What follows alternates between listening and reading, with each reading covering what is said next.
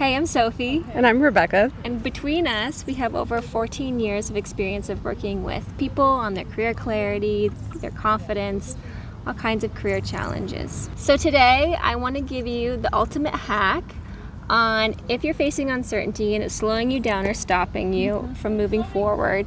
Now, we work with clients through this all the time, so this is the cheat sheet on how to do it for yourself. What is career uncertainty, Sophie? So career uncertainty is when we're going about minding our own business and we're thinking about something isn't quite right, I think it needs to change, but I'm not sure what it is, and we kind of just get stuck in that area. Maybe we go down this rabbit hole of, well, maybe I should do this thing. And then by exploring it, we often talk ourselves out of it. And we say, oh, that won't work. Maybe I should just stay where I am, or, something comes up and we're not moving forward. Whatever we're doing, we're not moving forward. So this is how I would put career uncertainty in a nutshell. Do you have anything to add to that? Yeah, as we're in uncertainty, basically just to summarize, I think what you kind of said, I think, is we're stuck.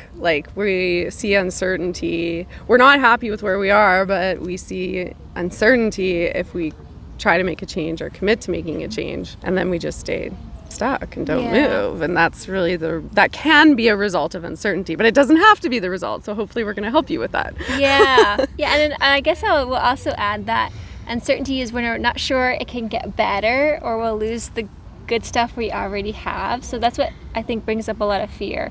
Will it be worse? Could it be better? We don't know, and so we usually just kind of stay. The default choice ends up being just kind of staying where we are, feeling stuck, but feeling safer there.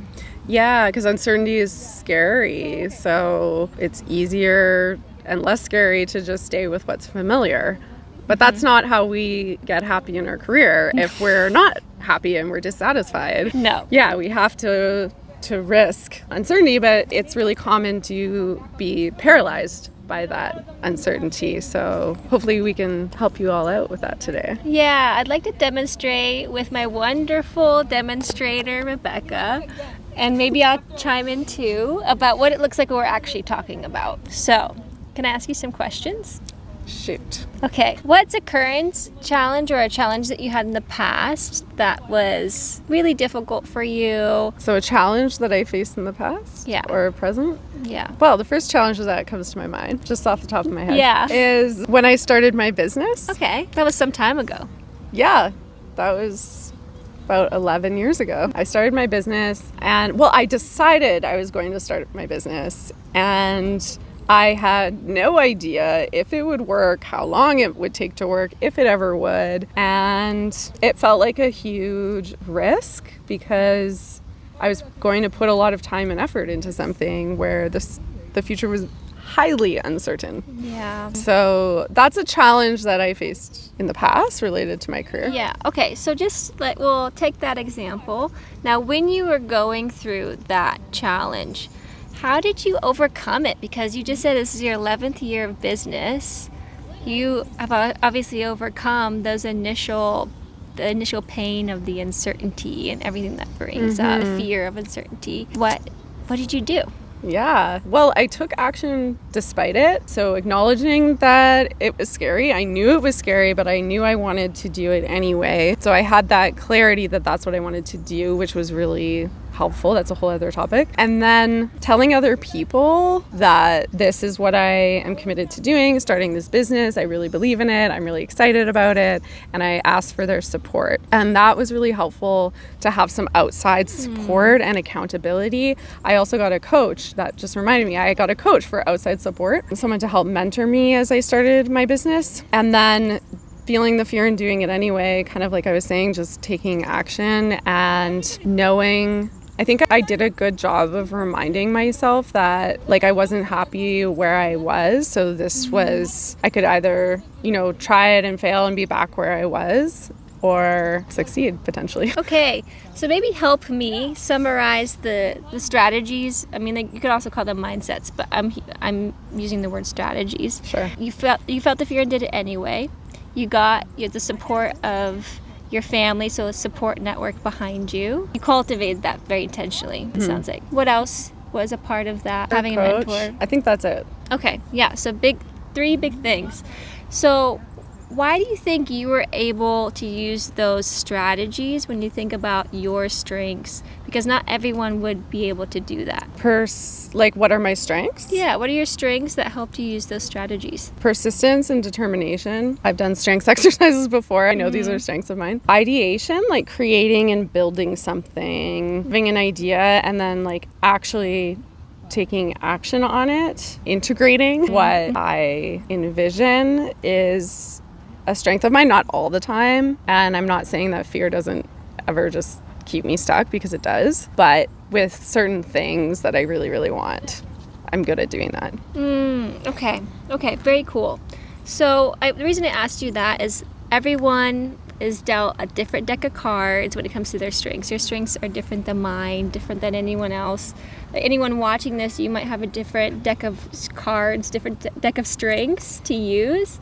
But what's important is that you're aware that it worked. You're good at these things. And moving forward, I'll just ask you, how often do you use these strengths on your current challenges? This is a really good reminder of those strengths that I have because right now, I was talking with you earlier about procrastinating on my current launch that I have coming up for one of my programs. And it's a good reminder to lean on more support, first of all. I know that's not one of the strengths, but that's one of the strategies I used in the past. It's derived, and I haven't been doing that. So that's really helpful. And then also just the reminder of that I am persistent. So even if I don't get the results that I want this time, that I will persist. And, assuming the world doesn't implode or, the economy crashes. Even if it did, Rebecca would be fine. Don't worry about it. Last man standing. Last one. Yeah, I definitely want you on my apocalypse team. That's for sure. Gosh, that's the biggest compliment anyone could give me. I swear. Like, being invited to the bunker, that's the utmost compliment. You're invited to the bunker. Do you know what a prepper is? Oh, a prepper. Yeah. Yes. Too off topic. You're a doomsday. That later. So thank you for going through that with me. So that was great. Yeah, it feels good, right? It feels pretty good. Yeah. It feels really good to go through your strengths. What's your level of confidence now? Maybe from when we started. I would say you would have I went 1 out of from 10. like a 5 to a 7. Oh, nice. Okay, Yeah. within like a few minutes. Yeah. So from average to above average. But I also want to just backtrack and say that asking for support, in my opinion, is a skill and a strength, because that's probably the common denominator across all my clients, is that they have an extremely hard time asking for support. So I actually work on skill building, asking for support with my clients. It's like a very direct thing. Oh, cool. So just saying, Rebecca's got it going on, and that's a skill in and of It's itself. not a strength. Yeah. It's something I don't do intuitively, which is why I'm glad you just reminded me of that. Yeah, so just by kind of reflecting on that, it sounds like you already know that there's an area of your current challenges that you could work on. It sounds like the support is coming up, because that's worked in the past. Yes, absolutely. So I can kind of explain what just happened as it relates to uncertainty. So That would be great. when you're facing uncertainty, see if you can go back to a time where you overcame a challenge. See what you had to do in order to overcome that challenge, and the strategies, tactics, whatever it was. And then go one step deeper and see, okay, what strengths did I have to have in order to come up and use that strategy or tactic or whatever it was that helped me get over that challenge, and see if those qualities that you have can be applied to the uncertainty that you're facing right now, the fear of uncertainty around whatever challenge you're facing. Because, does that make sense? So good. Okay, Yeah. It ties it together. Yeah. That's what I was trying to do. Great job. Thanks so much for watching. If you don't feel uncertain about how much you liked this video, click the like button, share it with someone who's struggling in their career, and hope to see you in the next video. Peace out. Can I stop it? Yeah.